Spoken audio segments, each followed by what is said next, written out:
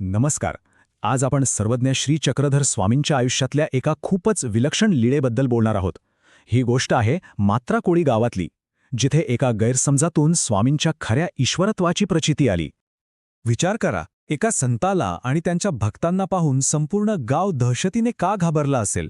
झालं असं की स्वामींचा प्रवास शांतपणे सुरू होता, पण जसजसे ते गावाजवळ पोहोचले तसतशी गावकऱ्यांमध्ये भीतीची आणि दहशतीची एकच लाट पसरली. तर आपल्या कथेची सुरुवात होते ती मात्राकोळीच्या वेशीवर, जिथे एका भयंकर गैरसमजामुळे एकच गोंधळ उडाला होता. जे दिसत होतं ते खरं नव्हतं, आणि जे खरं होतं ते कुणालाच दिसत नव्हतं. आले रे आले, दरोडे आले. या आरोळ्यांनी अख्खं गाव जणाणून गेलं. गावकऱ्यांनी लगेच लढाईची तयारी केली. सगळे वेशीजवळ जमा झाले. त्यांच्या चेहऱ्यावरची भीती अगदी स्पष्ट दिसत होती, पण त्यांना असं नक्की काय दिसलं होतं ज्यामुळे ते इतके घाबरले?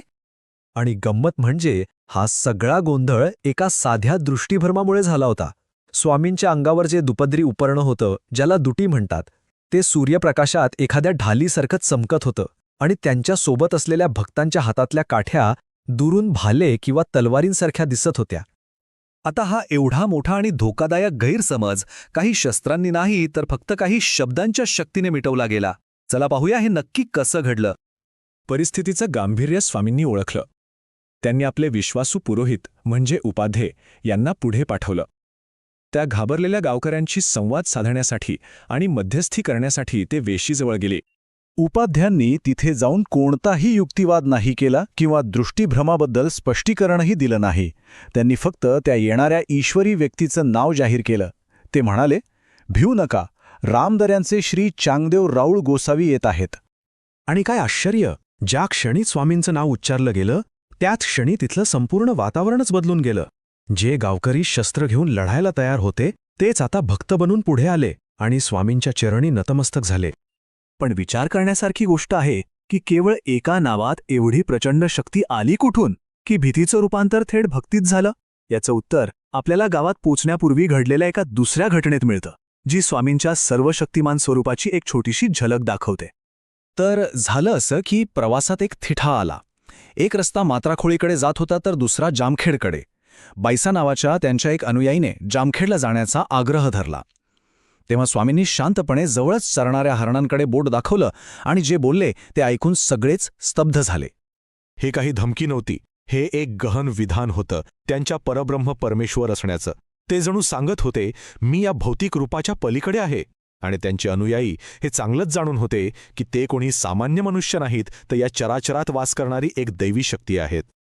चला आता मात्राकोळीमध्ये परत येऊया. वेशीची दारं उघडली होती, गैरसमज दूर झाला होता आणि लोकांची भक्ती अक्षरशः ओसंडून वाहत होती. त्या गर्दीतून एक सोनार ब्राह्मण पुढे आला आणि त्याने स्वामींना आपल्या घरी येण्याची विनंती केली.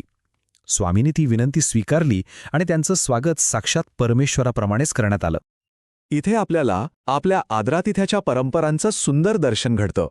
स्वामींना सन्मानाने आसन दिलं गेलं, त्यांचे पाय धुवून चरणक्षालन झालं, अभ्यंगस्नान, विधिवत पूजा आणि मग आरोगणा.